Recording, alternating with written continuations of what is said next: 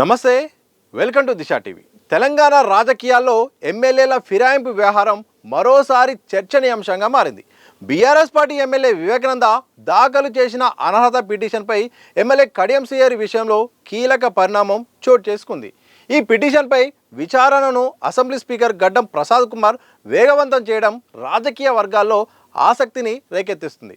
Speaker నోటీసుల నేపథ్యంలో MLA Kadiyam Srihari అనర్హత పిటిషన్పై బుధవారం ఉదయం 11 గంటలకు అసెంబ్లీలోని స్పీకర్ ఛాంబర్లో విచారణ జరగనుంది. 2023 అసెంబ్లీ ఎన్నికల తర్వాత తెలంగాణ రాజకీయాల్లో పార్టీ మార్పులు ఎక్కువయ్యాయి.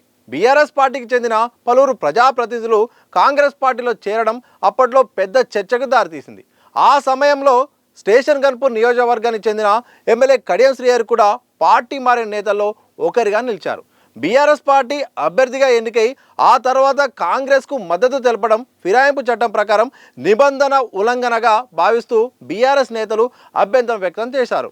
ఈ నేపథ్యంలో బీఆర్ఎస్ ఎమ్మెల్యే వివేకానంద కడియం శ్రీహరిని ఎమ్మెల్యే పదవికి అనర్హుడిగా ప్రకటించాలని కోరుతూ స్పీకర్కు పిటిషన్ దాఖలు చేశారు. ఈ పిటిషన్లో కడియం శ్రీహరి పార్టీ విధానాలకు వ్యతిరేకంగా వ్యవహరించారని, అధికారికంగా పార్టీని వీడి ఇతర పార్టీకి మద్దతు ప్రకటించారని ఆరోపించారు.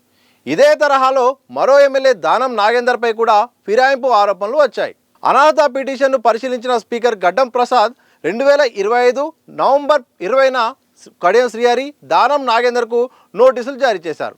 ఈ నోటీసుల్లో పిటిషన్పై తమ వివరణను అఫిడవిట్ రూపంలో సమర్పించాలని స్పష్టంగా సూచించారు. అయితే కడియం శ్రీహరి తక్షణంగా సమాధానం ఇవ్వడానికి సమయం సరిపోవడంతో మరింత గడువు కోరారు.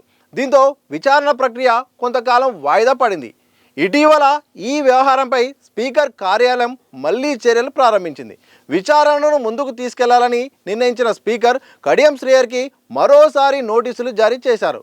అలాగే పిటిషన్ దాఖలు చేసిన ఎమ్మెల్యే వివేకానందను కూడా విచారణకు హాజరు కావాలని కోరారు. స్పీకర్ ప్రసాద్ కుమార్ సూచనల మేరకు బుధవారం ఉదయం 11 గంటలకు అసెంబ్లీ స్పీకర్ ఛాంబర్లో విచారణ జరగనుంది. ముందుగా పిటిషన్ దాఖలు చేసిన ఎమ్మెల్యే వివేకానంద వాదనలను నమోదు చేసే అవకాశం ఉంది. అనంతరం కడియం శ్రీహరి తన వివరణను సమర్పించనున్నారు. ఆయన అఫిడవిట్తో పాటు వ్యక్తిగతంగా హాజరై తన వాదనలు వినిపించే అవకాశం కూడా ఉంది. ఇక ఈ విచారణలో 2 వర్గాల వాదనలు, సమర్పించిన పత్రాలు, పార్టీ రాజ్యాంగం, యాంటీ డిఫెక్షన్ చట్టంలోని నిబంధనలను స్పీకర్ పరిశీలించనున్నారు. అవసరమైతే మరిన్ని ఆధారాలు కోరే అవకాశం కూడా ఉంది. విచారణ పూర్తయ్యాక స్పీకర్ తుది నిర్ణయం ప్రకటించనున్నారు. ఈ కేసు తీర్పు తెలంగాణ రాజకీయాల్లో కీలకంగా మారే అవకాశం ఉంది. కడియం శ్రీహరి అనర్హుడిగా ప్రకటిస్తే అసెంబ్లీలో పార్టీ బలాబలాలపై ప్రభావం పడే అవకాశం కూడా ఉంది. అదే సమయంలో ఈ తీర్పు ఇతర పార్టీ మార్పులపై కూడా ప్రభావం చూపవచ్చని రాజకీయ విశ్లేషకులు భావిస్తున్నారు. అందువల్ల రేపటి విచారణపై అన్ని రాజకీయ పార్టీలు ఆసక్తిగా ఎదురుచూస్తున్నాయి. కాంగ్రెస్ అధికారంలోకి వచ్చిన తర్వాత ఇక 10 మంది బీఆర్ఎస్ సంబంధించిన ఎమ్మెల్యేలు అయితే మాత్రం కాంగ్రెస్ పార్టీలో చేరుతూ కండువా కప్పుకున్నారు. అప్పటి నుండి ఇక ఈ యొక్క అంశానికి ప్రాధాన్యత పెరిగింది. బీఆర్ఎస్ అయితే మాత్రం ఇటు బహిర్గతంగా ఫైట్ చేస్తుంది, దాంతోపాటు చట్టం ప్రకారం టెక్నికల్గా ఎవిడెన్స్లు చూపిస్తూ కూడా చట్టం ప్రకారం కూడా ఫైట్ చేస్తుంది. మా పార్టీ నుండి గెలిచిన ఎవరైతే అభ్యర్థులు ఉన్నారో ఆ ఎమ్మెల్యేలను కాంగ్రెస్ పార్టీలో చేర్చుకుంది. ఇప్పటికైనా వాళ్ళు రాజీనామా చేసి ఉప ఎన్నికకి వెళ్ళాలి, లేకపోతే మాత్రం ఒక పార్టీ నుండి ఇంకో పార్టీలోకి వెళ్తే మాత్రం అనర్హుడిగా ప్రకటించాలని కూడా వాళ్ళు కోర్టు మెట్లెక్కారు. ఇక స్పీకర్ కూడా ఫిర్యాదు చేశారు. ఇదే సందర్భంలో ఇప్పటివరకు 8 మంది సంబంధించినవి కూడా దాదాపు పూర్తయిపోయింది. స్పీకర్ కూడా దాదాపు అందరూ కూడా పార్టీ మారినట్టు ఆధారాలు లేవంటూ కూడా క్లీన్ చిట్ ఇచ్చే ప్రయత్నం చేశారు. కానీ కడియం శ్రీహరి అలాగే దానం నాగేందర్ విషయంలో మాత్రం ఇక్కడ టెక్నికల్గా కొన్ని అంశాలు అయితే మాత్రం అడ్డుగా ఉన్నాయి. ప్రధానంగా దానం నాగేందర్ విషయంలో మాత్రం సికింద్రాబాద్ పార్లమెంట్ కాంగ్రెస్ అభ్యర్థిగా పోటీ చేయడం ద్వారా ఆయనకైతే మాత్రం టెక్నికల్గా చాలా స్పష్టమైన ఆధారాలు బహిర్గతంగా కనిపిస్తున్నాయి. కానీ అత్యంత సీనియర్ నేత, మాజీ ఉప ముఖ్యమంత్రి కడియం శ్రీహరి అయితే మాత్రం 2023 అసెంబ్లీ ఎన్నికల్లో బీఆర్ఎస్ పార్టీ నుండి అయితే మాత్రం ఆయన స్టేషన్ గన్పూర్ నుండి గెలుపొందారు. గెలుపొందిన తర్వాత కాంగ్రెస్ పార్టీ అధికారంలోకి వచ్చిన తర్వాత ఇక కాంగ్రెస్ పార్టీ కండువా కప్పుకున్నారు. కాంగ్రెస్ పార్టీలో కొనసాగుతున్నారని చెప్పారు. ఆ తర్వాత తన కూతురుకు కాంగ్రెస్ పార్టీ అక్కడ ఈ వరంగల్ సంబంధించిన టికెట్ కూడా ఇప్పించి గెలిపించుకున్నారు. ఈ ప్రచారంలో ఆయన పాల్గొన్నాడు. ఒక బీఆర్ఎస్ పార్టీకి సంబంధించిన వ్యక్తి ఎమ్మెల్యే గెలుపొంది కాంగ్రెస్ పార్టీ తన కూతురుకు టికెట్ ఇచ్చేలాగా చేశాడు. ఆ టికెట్ ఇచ్చిన తర్వాత కూడా ప్రచారంలో నేరుగా పాల్గొన్నాడు. కాంగ్రెస్ పార్టీకి ఓటేయాలని కూడా ఎవిడెన్స్ ప్రకారం మొత్తం ఆధారాలు కూడా ఉన్నాయంటూ కూడా ఇటు బీఆర్ఎస్ ఆరోపిస్తుంది. ఇక్కడే కడియం శ్రీహరికి చాలా ఇబ్బందికరమైన పరిస్థితులు నెలకొన్నాయి. అంటే దానం నాగేంద్రతో పోలిస్తే కొంత తక్కువైనప్పటికీ కూడా సొంత కూతురి ప్రచారం కోసం అయితే మాత్రం నేరుగా కాంగ్రెస్ పార్టీ కండువా కప్పుకోవడం, అలాగే ప్రచారం చేయడం, ప్రచారంలో కానీ గాంధీ భవన్ కూడా చేరుకోవడం, ఈ గాంధీ భవన్లో చేరుకుని మీటింగ్లో పాల్గొనడం, అలాగే కూతురుకు గెలిపించాలి అంటూ కాంగ్రెస్ పార్టీకి మద్దతుగా నిలిచే ఈ యొక్క ఆధారాలను, ఆ యొక్క ప్రచార అస్త్రాలను అయితే మాత్రం ప్రధానంగా బీఆర్ఎస్ అయితే మాత్రం క్లిప్పింగ్ల రూపంలో, వీడియోల రూపంలో కూడా మొత్తం ఇటు స్పీకర్కు అందజేసింది, ఇటు కోర్టులో చెప్తుంది, ఇటు బహిర్గతంగా కూడా చెప్తుంది. ఇన్ని ఆధారాలు ఉన్నాయి, ఇంత స్పష్టంగా ఉన్నది, ఇంకా ఈయన పార్టీ మారలేదని ఎట్లా చెప్తారంటూ కూడా ఇటు వాళ్ళు మీడియా ముఖంగా, సోషల్ మీడియా ముఖంగా చెప్తున్నారు. ఓ సందర్భంలో కడియం శ్రీహరిని మీడియా వాళ్ళు అడిగినప్పుడు కూడా ఒక మాట చెప్పారు, మీరు ఏ పార్టీలో ఉన్నాను అని అన్నప్పుడు మాత్రం ఆయన చాలా వింతగా నేను ఏ పార్టీలో ఉన్నానో నాకు తెలుసు అన్నట్టుగా ఒక ఆన్సర్ చెప్పడం కూడా ఆశ్చర్యకరంగా బాగా వైరల్ అయిపోయింది. అంటే నేరుగా నేను కాంగ్రెస్ పార్టీలో ఉన్నానని కూడా చెప్పలేదు, అలాగే బీఆర్ఎస్ పార్టీ ఎమ్మెల్యేనని చెప్పలేదు. ఇలా అందరికీ ఇదే సమస్య ఏర్పడుతుంది ప్రధానంగా. ఎందుకంటే 2/3 అంటే ఒక ఎల్పీని విలీనం చేసుకునే చర్య జరిగినా ఇంత ఇబ్బంది కాకపోవు, కానీ అందుకు తగ్గట్టు కోరం లేకపోవడం, కేవలం 10 మందే ఇక్కడ కాంగ్రెస్ పార్టీలో చేరడంతో అసలైన సమస్య వస్తుంది. మరి ఈ విషయంలో మరి స్పీకర్ గడ్డం ప్రసాద్ మరి ఎలాంటి నిర్ణయం తీసుకోబోతున్నాడు?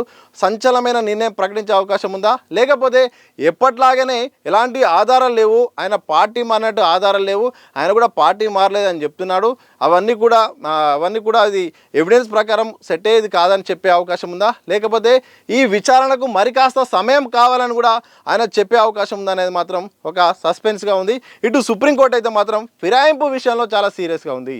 తొందరగా ప్రకటించాలి, ఇప్పటికే చాలా ఆలస్యమైంది, ఇంత ఆలస్యం చేయడం వల్ల కూడా మనం తప్పు చేసిన వాళ్ళం అవుతాము, ఏదో ఒక నిర్ణయం ప్రకటించాల్సిందే అని కూడా ఇటు సుప్రీంకోర్టు వరుసగా ఇటు స్పీకర్కి అయితే మాత్రం ఇటు డైరెక్ట్గా కూడా అల్టిమేటం జారీ చేస్తుంది. ఇలాంటి సందర్భంలో మరి రేపు అంటే బుధవారం 11 గంటలకు స్టేషన్ గన్పూర్ ఎమ్మెల్యే కడియం శ్రీహరి హాజరై మరి ఏం ఆన్సర్ చెప్తారు, ఆ ఆన్సర్కు మరి స్పీకర్ దాన్ని యాక్సెప్ట్ చేస్తారా, ఆ ఆధారాలను పరిశీలించి మరి దాన్ని ఆయన మాటలు కూడా ఏకీభవిస్తారా, లేదు మీరు పార్టీ మారినట్టు చాలా ఆధారాలు ఉన్నాయి, ప్రచారంలో పాల్గొన్నారు, మీరు పలు సందర్భాల్లో కూడా కాంగ్రెస్ వేదికలో ఉన్నారు, కండువా కప్పుకున్నారు, అలాగే ప్రభుత్వానికి అనుకూలంగా కాంగ్రెస్ పార్టీకి అనుకూలంగా మాట్లాడారు, సో మీరు పార్టీ మారినట్టు ఉన్నాయని కూడా చెప్పే అవకాశం ఉందని కూడా రకరకాల చర్చ అయితే నడుస్తుంది. స్టేషన్ గన్పూర్కు అలాగే ఈ మరోవైపు ఖైరతాబాద్కు ఉప ఎన్నిక తప్పదు అంటూ ప్రధానంగా బీఆర్ఎస్ పార్టీ ఆరోపిస్తుంది. మరి ఖైరతాబాద్కు ఉప ఎన్నిక వస్తుందో అది కూడా సస్పెన్స్గా ఉంది. ఈ మధ్యకాలంలో ఆయా ఎమ్మెల్యే దానం నాగేందర్ కూడా యూటర్న్ తీసుకునే విధంగా నేను ఇంకా పార్టీ బీఆర్ఎస్లోనే ఉన్నానని చెప్పడం కూడా సంచలనంగా మారింది. మరి ఆయన విషయంలో ఏమవుతుందో, అలాగే స్టేషన్ గన్పూర్ విషయంలో కూడా ఏమవుతుందని కూడా అందరూ ఎదురు చూస్తున్నారు. స్పీకర్ తీర్పును బట్టి అయితే మాత్రం ఆధారపడి ఉండే అవకాశం ఉంది.